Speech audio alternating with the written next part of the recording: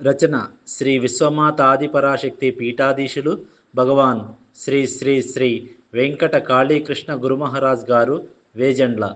వ్యాఖ్యానం భగవాన్ శ్రీ శ్రీ శ్రీ వెంకట కాళీకృష్ణ గురుమహారాజ్ వారి అగ్రజులు ఆసు కవితా సుధాకర. ప్రసంగ ప్రజ్ఞానిధి డాక్టర్ గుమ్మా సాంబశివరావు గారు, విజయవాడ.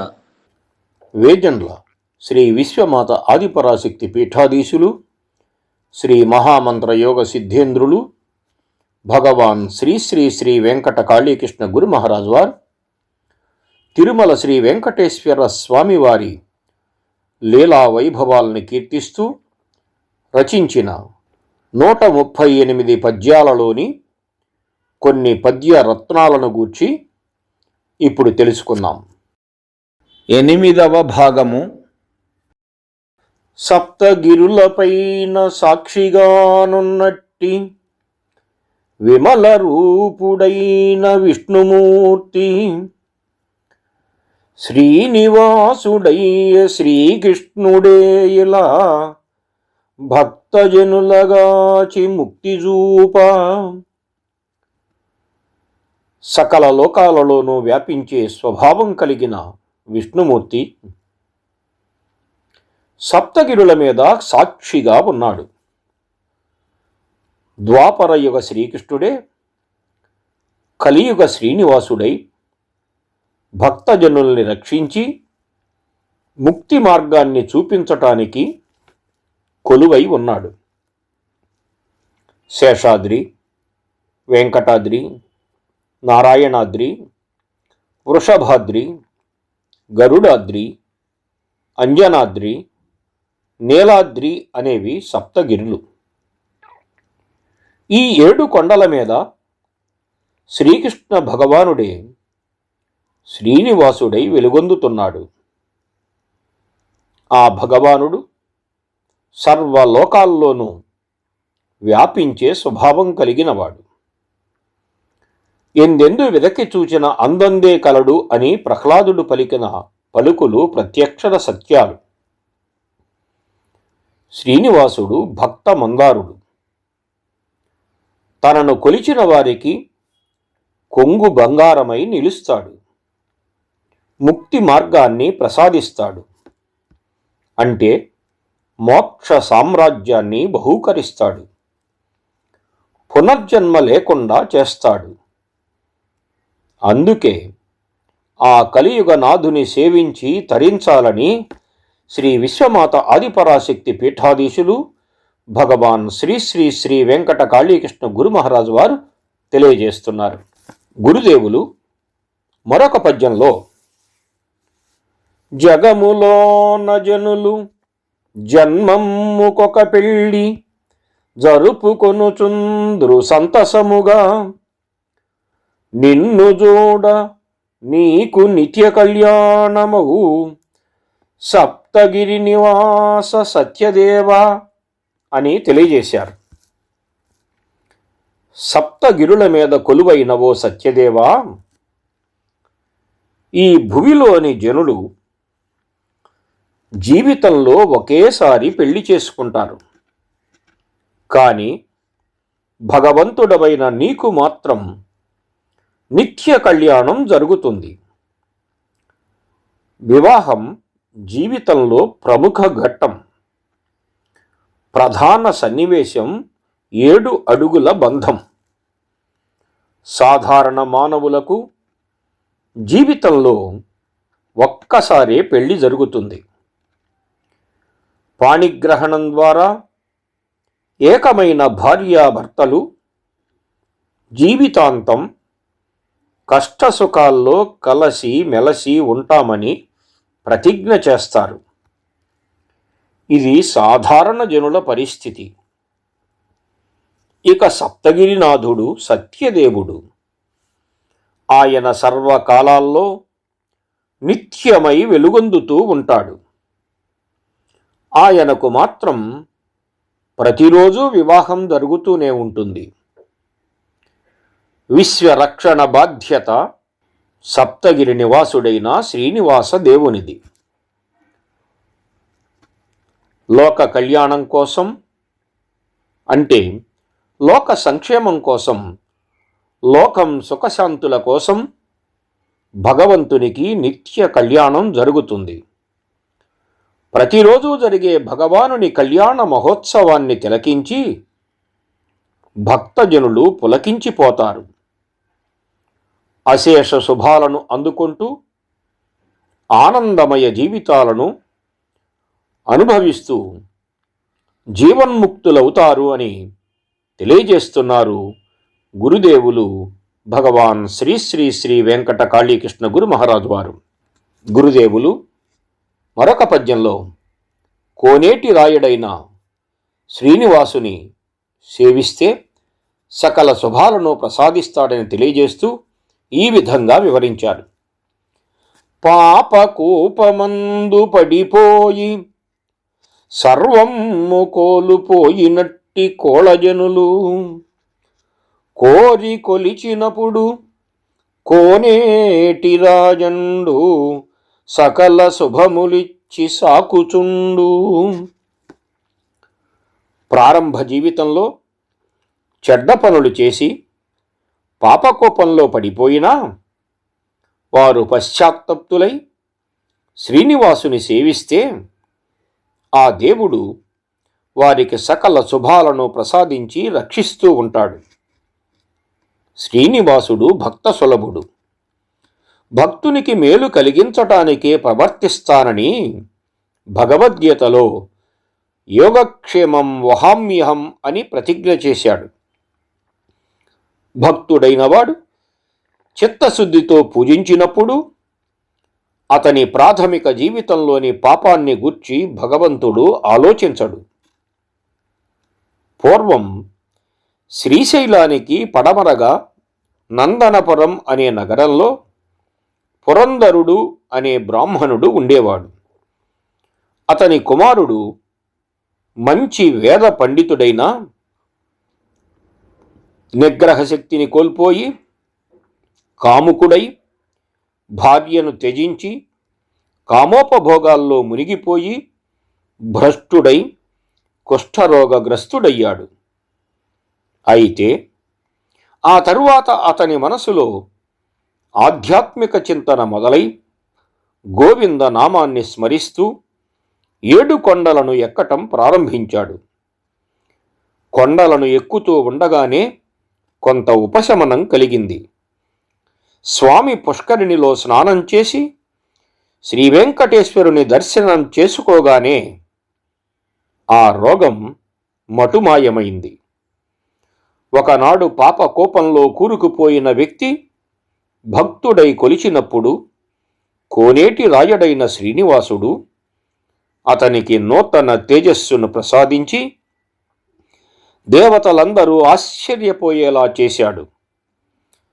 శ్రీ వెంకటేశ్వరుడు ఎంతో ప్రేమ, దయ, క్షమలు గల కరుణామూర్తి కదా అని అంటున్నారు గురుదేవులు భగవాన్ శ్రీ శ్రీ శ్రీ వెంకట కాళీకృష్ణ గురు మహారాజు వారు. గురుదేవులు భగవాన్ శ్రీ శ్రీ శ్రీ వెంకట కాళీకృష్ణ గురు మహారాజు వారు మరొక పద్యంలో భక్తులు తెలియక చేసిన తప్పులను భగవంతుడు తప్పనిసరిగా క్షమించి అభయాన్ని ప్రసాదిస్తాడని తెలియజేస్తూ ఈ విధంగా పలికారు. సకల దోషములను సమయింపజేసెడు పుణ్యతీర్థములకు పుట్టినిల్లు వెతలు బాపునట్టి వెంకటేశుని కొల్వు మహిమలెన్నగూర్చు మాన్యనగము. శ్రీ వెంకటేశ్వరుని కొలువు సకల దోషాల్ని హరించే పుణ్య తీర్థాలకు పుట్టిన ఇల్లు. ఈ కొలువు బాధల్ని తొలగిస్తుంది, మహిమల్ని ప్రసాదిస్తుంది. గరుత్మంతుడు క్రీడాద్రితో కూడా స్వామి పుష్కరిణిని వైకుంఠం నుంచి భూమి మీదకు తెస్తాడు. ఈ పుష్కరిణి సుగంధయుక్త జలంతో నిండి ఉంటుంది. ఇది గంగాది సర్వతీర్థాలకు జన్మస్థలమైంది. సకల పాపాల్ని తొలగిస్తుంది. స్వామివారి సుప్రభాత స్తోత్రంలో వైకుంఠ విరక్తాయ స్వామి పుష్కరిణీతటే రమయా రమమాణాయ వెంకటేశాయ మంగళం అనే శ్లోకం వినిపిస్తూ పుష్కరిణి మాహాత్మ్యాన్ని చాటి చెబుతుంది. స్వామివారి పుష్కరిణిలో ముక్కోటి ద్వాదశి నాడు సమస్త తీర్థాలు వచ్చి చేరతాయని ప్రతీతి. పుష్కరిణి శుభాలను, ఐశ్వర్యాన్ని ప్రసాదిస్తుంది. సమస్తమైన కోరికల్ని తీర్చుతుంది. ఈ తీర్థంలో స్నానం చేసి ఏకాదశి వ్రతం ఆచరించిన వారు మోక్షగాములు. ఇక్కడ స్నానం చేస్తే పూర్ణ ఆయువు లభిస్తుందని భక్తుల విశ్వాసం. సకల పుణ్య నిలయమైన స్వామివారి పుష్కరిణి ఎన్నో మహాత్మ్యాల్ని కలిగి ఉన్నదని పురాణాలు చెబుతున్నాయి అని వివరిస్తున్నారు గురుదేవులు భగవాన్ శ్రీ శ్రీ శ్రీ వెంకట కాళీకృష్ణ గురు మహారాజ్ వారు. గురుదేవులు భగవాన్ శ్రీ శ్రీ శ్రీ వెంకట కాళీకృష్ణ గురు మహారాజ్ వారు మరొక పద్యంలో స్వామివారి పుష్కరిణి జలం సకల పాపాలను హరిస్తుందని తెలియజేస్తూ ఈ విధంగా పలికారు. స్వామి పుష్కరిణి జలము సర్వ పాప సమితి సమయుంచునను పల్కు సత్యమనుచు మునుగుచుందురు భక్తులు ముదముతోడ శేషగిరి పుష్కరిణి చాటి చెప్పగలమే. స్వామి పుష్కరిణి సర్వ పాపాల్ని తొలగిస్తుంది అనే మాట నిజం అని భక్తులు సంతోషంతో మునుగుతూ ఉంటారు. శేషగిరి మీద ఉన్న పుష్కరిణికి సమానమైంది ఎక్కడా లేదు. సప్తగిరుల మీద సప్తదశ తీర్థాలు ఉన్నాయి. కపిల, శక్ర, విశ్వక్సేన, పంచాయుధ మొదలైన తీర్థాలు అన్నిటికీ మూలమైంది స్వామి పుష్కరిణి. ఈ పుష్కరిణి సర్వతీర్థాలకు మూలస్థానం. స్వామి పుష్కరిణి స్నానం లభించాలి అంటే పూర్వజన్మ సుకృతం కావాలి.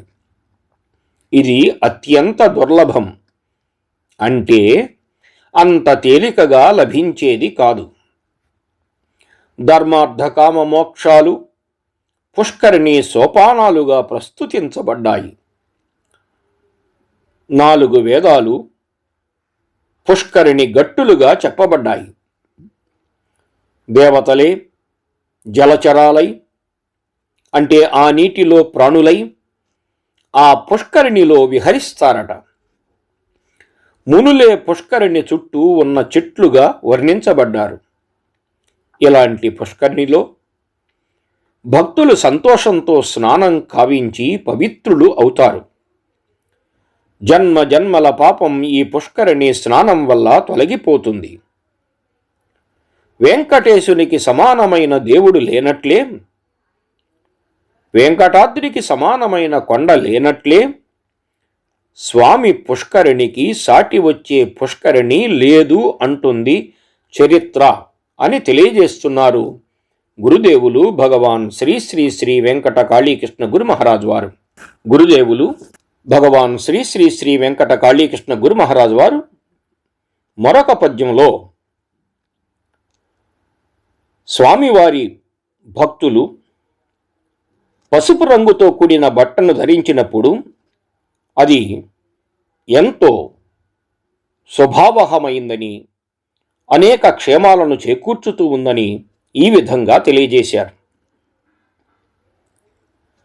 సకల దోషములను సమయింపజేయుచు పరమ శుభములిచ్చు పసుపు బట్ట గొప్ప మంత్రమగును గోవిందనామమ్ము వెంకటేశు మించు విభుడు లేడు.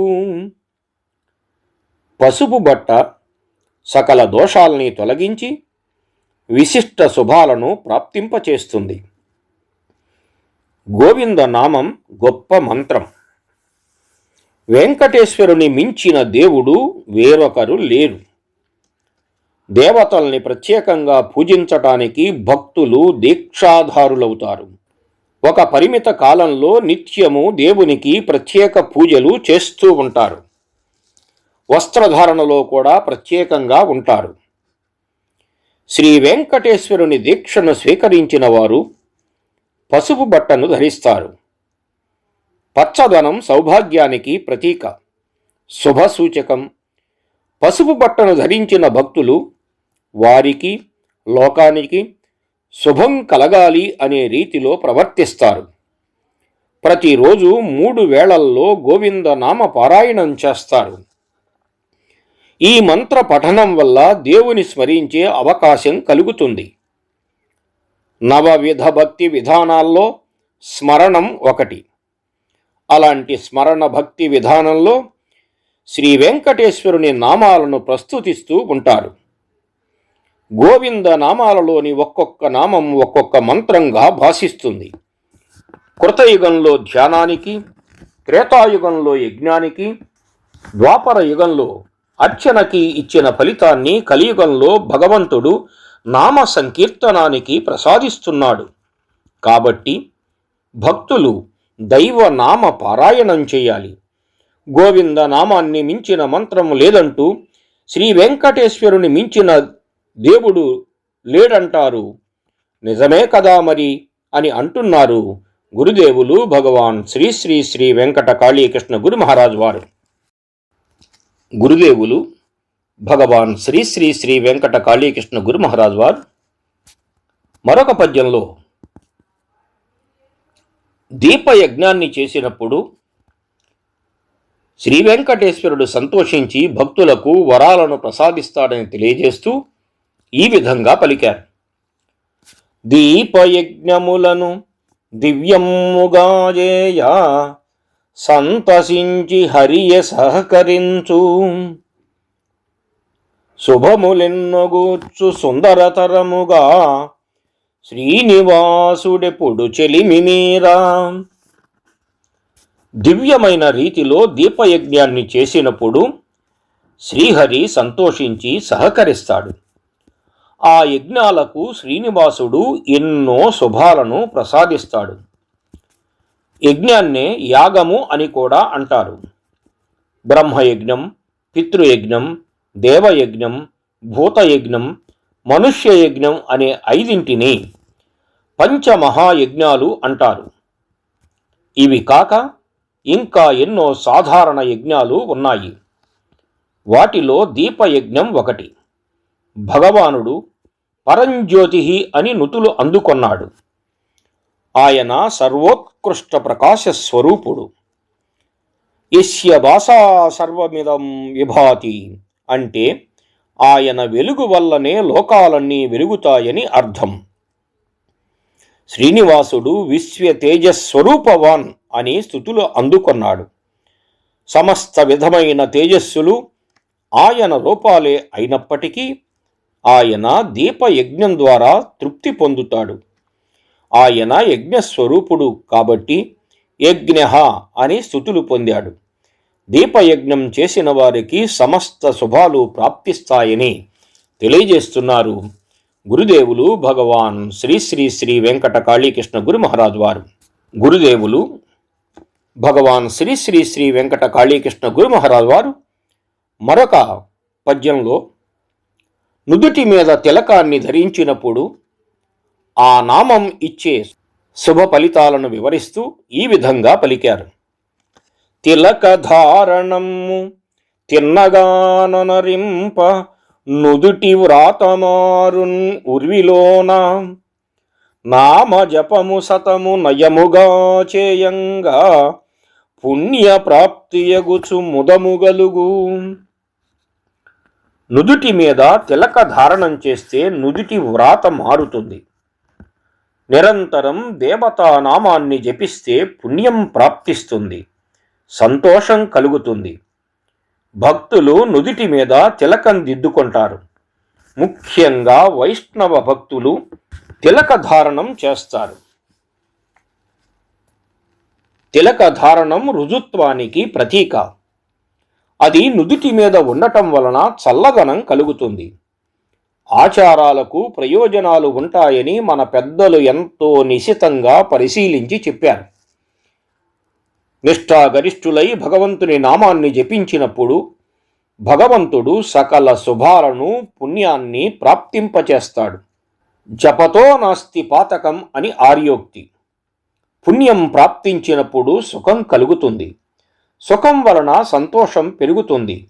అంటే మానవ జీవనం ప్రశాంతంగా సాగాలి అంటే భగవంతుని స్మరిస్తూ భక్త సంబంధమైన చిహ్నాలను ధరించి నిరంతరం దైవనామ జపాన్ని కావించాలని గుర్తించాలని తెలియజేస్తున్నారు గురుదేవులు భగవాన్ శ్రీ శ్రీ శ్రీ వెంకట కాళీకృష్ణ గురు మహారాజ్ వారు. గురుదేవులు భగవాన్ శ్రీ శ్రీ శ్రీ వెంకట కాళీకృష్ణ గురు మహారాజ్ వారు మరొక పద్యంలో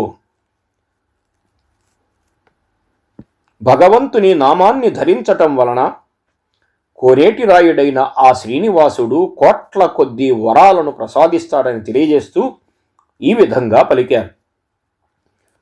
ఫాలభాగమందు భగవంతు నామము దిద్దు వారి జన్మ దివ్యమగును, కోట్ల వరములిచ్చు కోనేటి రాయని దర్శనమున జన్మ ధన్యమగును. ఫాలభాగంలో శ్రీనివాసుని తిరునామాన్ని దిద్దిన వారి జన్మ ధన్యమవుతుంది. కోట్ల వరాలను ప్రసాదించే కోనేటి రాయని దర్శించటం వల్ల జన్మ ధన్యమవుతుంది. తిరునామం ఫాలభాగంలో ధరించటం వైష్ణవ సంప్రదాయం. వైష్ణవ మత దీక్ష పుచ్చుకునేవారు పంచ సంస్కారాల్ని పొందాలి. తాపం పుండ్రః తథా నామ మంత్రో యాగశ్చ పంచమః అవి పరమ సంస్కార అపారమైకాంత్య హేతవః. వైష్ణవ దీక్షలో తాపం, పుండ్రం, నామం, మంత్రం, యాగం అనేవి పంచ సంస్కారాలు. ఇందులో పుండ్రం అంటే ఊర్ధ్వపుండ్రం, నిలువుబొట్టు. కేవలం దీన్ని ఫాలభాగంలోనే కాకుండా భుజాలు, వక్షస్థలం, ఉదరం, కంఠం మొదలైన 11 స్థానాల్లో ధరిస్తారు. వీటిని 12 ఊర్ధ్వపుండ్రములు అని అంటారు. ఇవి ధరించిన వారి జన్మ ధన్యమవుతుంది. ఈ నామాలను ధరించి కోనేటి రాయుడైన శ్రీనివాసుని దర్శిస్తే జన్మ చరితార్థమవుతుంది.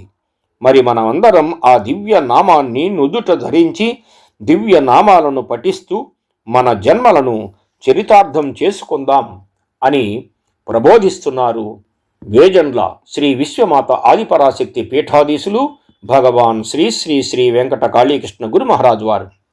గురుదేవులు భగవాన్ శ్రీ శ్రీ శ్రీ వెంకట కాళీకృష్ణ గురు మహారాజ్ వారు మరొక పద్యంలో భగవంతుని నామాన్ని ధరించటం వలన, భగవన్ నామాన్ని పఠించటం వలన కలిగే ప్రయోజనాలను వివరిస్తూ ఈ విధంగా పలికారు. నామమందు గలవు నవ్య దివ్యశ్రీలు, తనువు మనమునకు తానే శాంతి, నామ పఠన శక్తి నారాయణుని జేయు, నామలీల చెప్ప నలువతరమే అని తెలియజేశారు. భగవంతుని నామంలో నవ్య దివ్య సంపదలు ఉన్నాయి. నామధ్యానం వల్ల నరుడే నారాయణుడు అవుతాడు. కాబట్టి నామధ్యాన లీలల మహిమను చెప్పటం బ్రహ్మకు కూడా సాధ్యం కాదు. భగవంతుడు అనంతుడు, అసంఖ్యాక రూపాలను ధరిస్తాడు, బహునామాలతో ప్రవర్తిల్లుతాడు. భగవంతుని నామాలు అసంఖ్యాకాలు. ఆయా సందర్భాల్లో ఆయన చూపే కరుణ, జాలి, పరాక్రమం, సహాయం మొదలైన అంశాల్ని బట్టి వేరువేరు పేర్లతో భక్తులు పిలుస్తారు, కొలుస్తారు, ధ్యానిస్తారు, స్మరిస్తారు. శ్రీనివాసుని నామంలో కొత్తవి, దివ్యము అయిన సిరులు ఉన్నాయి. ఇది సత్యం. ఆయన శ్రీనిధి. శ్రీ అంటే లక్ష్మీదేవి. లక్ష్మీదేవి సర్వ సంపదలకు నిలయమైన ఐశ్వర్య దేవత. ఆ దేవిని వక్షస్థలంలో ధరించిన శ్రీనివాసుని నామంలో నవ్య దివ్య శ్రీలు ఉన్నాయని చెప్పటం సముచితం.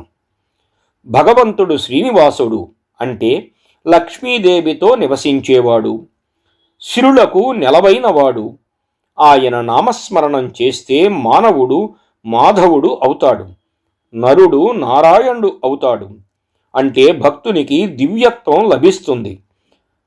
భగవన్నామాన్ని స్మరించటం వల్ల నాలుకకు, నారాయణుని కీర్తించటం వల్ల నరజన్మకు సార్థకం లభిస్తుంది అని తెలియజేస్తున్నారు గురుదేవులు భగవాన్ శ్రీ శ్రీ శ్రీ వెంకట కాళీకృష్ణ గురు మహారాజు వారు. గురుదేవులు భగవాన్ శ్రీ శ్రీ శ్రీ వెంకట కాళీకృష్ణ గురు మహారాజు వారు రచించిన పద్య రత్నాలలో ఒక పద్యాన్ని గూర్చి ఇప్పుడు విందాం. పూర్వ పుణ్యమునను పుట్టిన నరులెల్లా వెంకటేశు సతము వేడుకొనుచు సప్తగిరులపైన సద్భక్తి తపముతో కీర్తికాయులైరి స్ఫూర్తితోడ. పూర్వ పుణ్య సంస్కారాల వల్ల పుట్టిన నరులు శ్రీ వెంకటేశ్వరుని నిరంతరం ప్రార్థిస్తూ సప్తగిరుల మీద తపస్సు చేసి కీర్తి శరీరాలతో ఈనాటికి శోభిల్లుతూ ఉన్నారు. శ్రీ వెంకటేశ్వరుని నిలయమైన సప్తగిరులు ఎంతోమంది భక్తులకు నిలయమైనాయి. కొంతమంది భక్తులు తమ పూర్వజన్మ సుకృతాల వలన సప్తగిరుల మీదకు వచ్చి స్వామిని సేవించి ధన్యులు అయ్యారు. భగవంతునికి రాజు పేద అనే భేదభావం లేదు.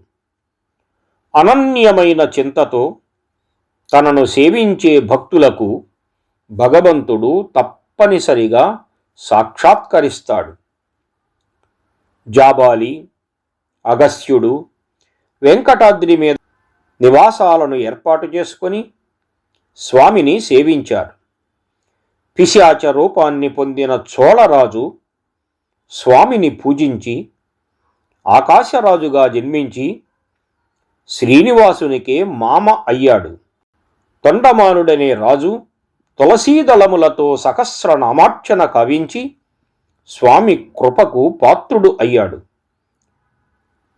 కులాలుడైన అంటే కుండలు చేసుకునే వృత్తిలో ఉన్న భీముడు అనే భక్తుడు సమర్పించిన మట్టి పుష్పాలను శ్రీనివాసుడు ఆదరంతో స్వీకరించాడు.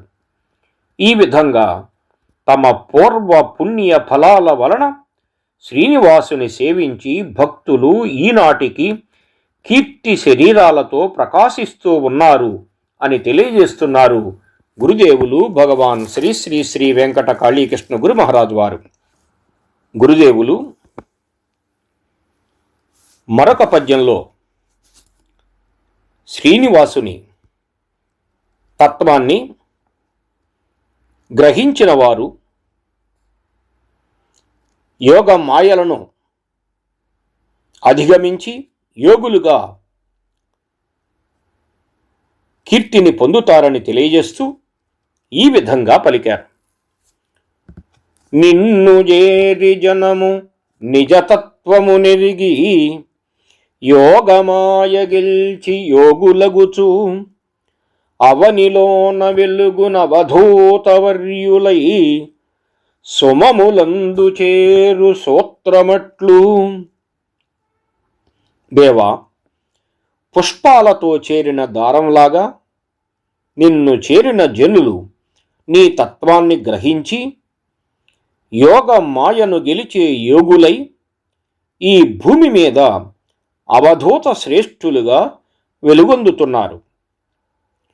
భగవంతుని తత్వాన్ని గ్రహించటానికి విశేషమైన జ్ఞానం కావాలి. భగవంతుడు స్థిర బుద్ధితో అనన్య మనస్కతతో ఫలాపేక్ష లేకుండా తనను పూజించే భక్తుల పట్ల దయామయుడై వారిని అవసర సమయాల్లో ఆదుకొంటాడు. భగవంతుని తత్వాన్ని బాగా గ్రహించి యోగ మాయను గెలిచి వారు సద్గురువులుగా, యోగులుగా, బాబాలుగా, అవధూతలుగా వెలుగొందుతూ ఉంటారు. భగవానుడు మహాయోగి. యోగం అంటే అఘటిత ఘటనా సామర్థ్యం. జరగటానికి కష్టమైన పని జరిగేటట్లు చేయగలిగిన సామర్థ్యం. అలాంటి సమర్థత కలిగిన మహానుభావులు యోగులుగా ప్రసిద్ధి పొంది అవధూత శ్రేష్ఠులై వెలుగొందుతారు. శ్రీ వెంకటేశ్వరుణ్ణి పూజించి సేవించి కీర్తించిన వారు నేటికి పూజింపబడుతూ ఉన్నారు, కీర్తింపబడుతూ ఉన్నారు అని తెలియజేస్తున్నారు గురుదేవులు భగవాన్ శ్రీ శ్రీ శ్రీ వెంకట కాళీకృష్ణ గురు మహారాజు వారు.